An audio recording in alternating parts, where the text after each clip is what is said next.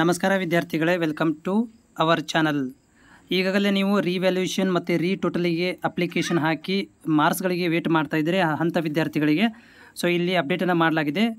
Second PUC exam ಫಸ್ಟ್ನ revaluation ಮಾರ್ಕ್ಸ್ಗಳನ್ನು ಡೀಟೇಲ್ಸ್ಗಳನ್ನು ಇಲ್ಲಿ ಕೊಡಲಾಗಿದೆ. ಯಾವೆಲ್ಲ ವಿದ್ಯಾರ್ಥಿಗಳಿಗೆ ರಿವ್ಯಾಲ್ಯೂಯೇಷನ್ ಹಾಕಿದಾಗ ಅವರಿಗೆ ಎಷ್ಟು ಬಿಫೋರ್ ಮಾರ್ಕ್ಸ್ ಎಷ್ಟು ಸಿಕ್ಕಿತ್ತು, ಅದು ರಿವ್ಯಾಲ್ಯೂಯೇಷನ್ ಹಾಕಿದ ಮೇಲೆ ಎಷ್ಟು ಮಾರ್ಕ್ಸ್ ಸಿಕ್ಕಿದೆ ಅನ್ನೋದ್ರ ಬಗ್ಗೆ ಇಲ್ಲಿ ನೀವು ಕ್ಲಿಕ್ ಮಾಡಿದರೆ ಈ ಒಂದು ಫಸ್ಟ್ ಇದೆಯಲ್ಲ, ಸೊ ಇದಕ್ಕೆ ಕ್ಲಿಕ್ ಮಾಡಿದರೆ ನಿಮ್ಗೆ ಒಂದು PDF ಓಪನ್ ಆಗುತ್ತೆ. ಅದನ್ನು ಕೂಡ ತೋರಿಸ್ತೀನಿ ನಿಮಗೆ. ಸೊ ಈ PDF ಅಲ್ಲಿ ನೀವು ನೋಡ್ಬೋದು ರಿವ್ಯಾಲ್ಯೂಯೇಷನ್ ಚೇಂಜಸ್ ಬ್ಯಾಚ್ 1ಗಳ ಒಳಗಡೆ, ಅಂದರೆ ಇದು ಬ್ಯಾಚ್ 1 ಬ್ಯಾಚ್ 2 ಅಂತ ಮಾಡಿದ್ದಾರೆ. ಸೊ ಫಸ್ಟ್ ಬ್ಯಾಚನ್ನು ಬಿಟ್ಟಿದ್ದಾರೆ. ಇಲ್ಲಿ ಹೆಂಗೆ ಹುಡುಕಬೇಕಂದ್ರೆ ನೀವು ಮೊಬೈಲಲ್ಲೂ ಕೂಡ ಹುಡುಕೊಳ್ಬೋದು, ಅದರಲ್ಲಿ ರಿಜಿಸ್ಟ್ರೇಷನ್ ನಂಬರ್ ಮುಖಾಂತರ ಕೂಡ ಹುಡುಕ್ಬೋದು ನೀವು.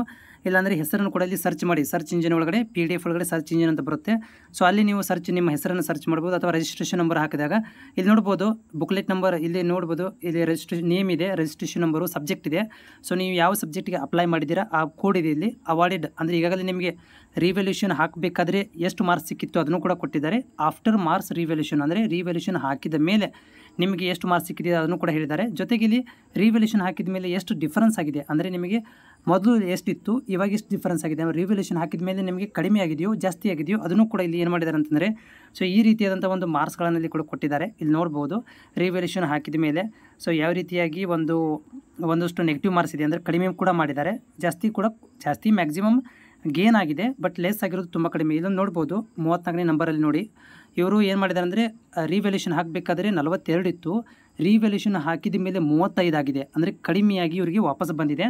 ಇದು ಕೂಡ ನಮ್ಗೆ ನೋಡಲಿಕ್ಕೆ ಸಿಗುತ್ತೆ. ಇದನ್ನು ನೀವು PDF ಅನ್ನು ಅಫಿಷಿಯಲ್ ವೆಬ್ಸೈಟಲ್ಲಿ ಲಿಂಕನ್ನು ಕೂಡ ಕೊಟ್ಟಿರ್ತೀನಿ, ಹೋಗಿ ನೀವು ಡೌನ್ಲೋಡ್ ಕೂಡ ಮಾಡ್ಕೊಳ್ಬೋದು.